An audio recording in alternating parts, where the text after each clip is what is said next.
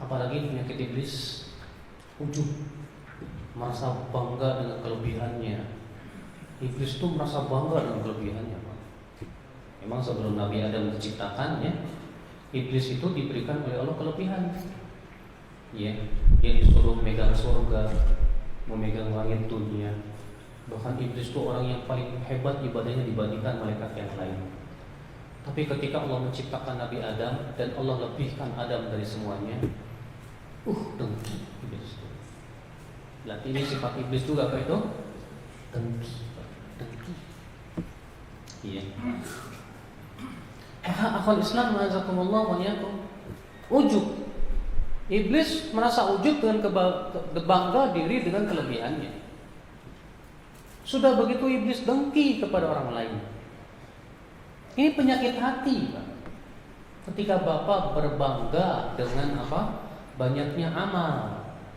Karena Bapak rajin tahajud, karena Bapak rajin infak, karena Bapak rajin puasa Kamis dan Senin. Rupanya dia merasa bangga dengan banyaknya amal. Karena Bapak rajin haji dan Masya Allah tiap tahun mungkin umrah 2 kali 3 kali. Maka seseorang kemudian bangga dengan amalnya. Hati-hati ya. Itu termasuk ujub yang terlarang. Dan Bapak tahu, ujub itu yang menyebabkan kaum muslimin kalah di perang Hunain. Iya. Karena berbangga dengan jumlah yang banyak. Allah berfirman, laqad nasarakumullahu fi mawatin katsiratin wa yawma Hunain id a'jabatkum kathratukum falam tughni 'ankum syai'a. Ingatlah, sungguh Allah telah menolong kalian di tempat yang banyak dan di perang Hunain, kata Allah. Ingatlah, di saat itu kalian merasa bangga dengan jumlah kalian yang banyak. Karena waktu itu pasukan kaum muslimin ada 12.000 pasukan, sedangkan orang-orang kafirin Hawazin hanya 4.000.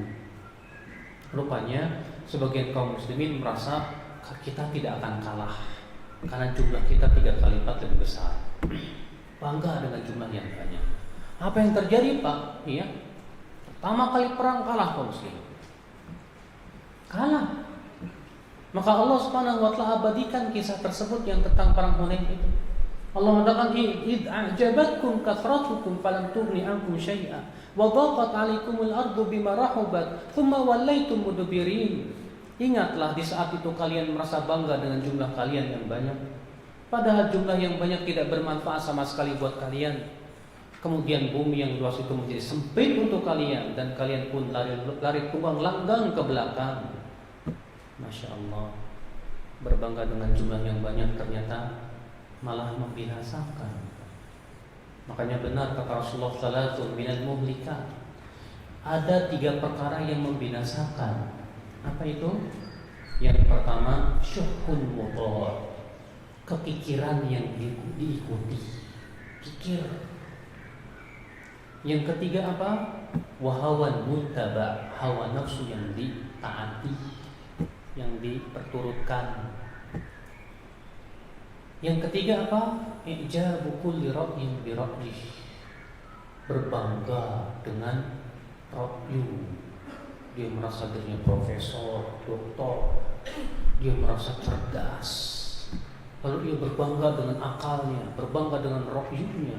Kata Rasulullah, ini membinasakan. Berarti yang namanya berbangga dengan sesuatu itu membinasakan. Bapak berbangga dengan kedudukan Bapak karena Bapak seorang jenderal. Bapak berbangga karena Bapak seorang direktur ataupun yang lainnya.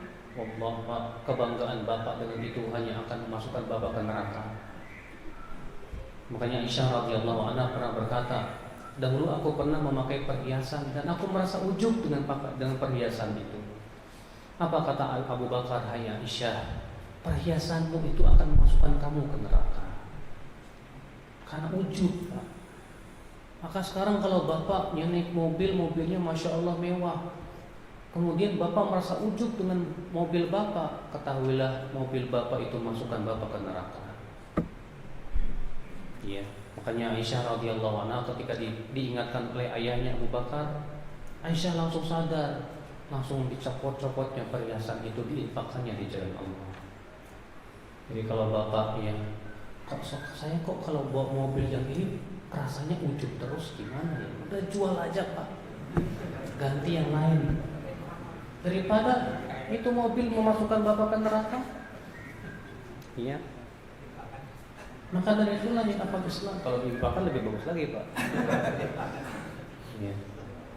Maka dari itu ya akhi, ya, kita harus mengenal ujub nih. Jangan sampai dibiarkan ada di hati kita, merasa bangga diri gitu. Bangga diri dengan kelebihan kita, dengan ilmu kita. Karena bapak sudah kuasai Al-Quran, banyak hafal hadis, bapak ujub dengan ilmu. La ilaha illallah.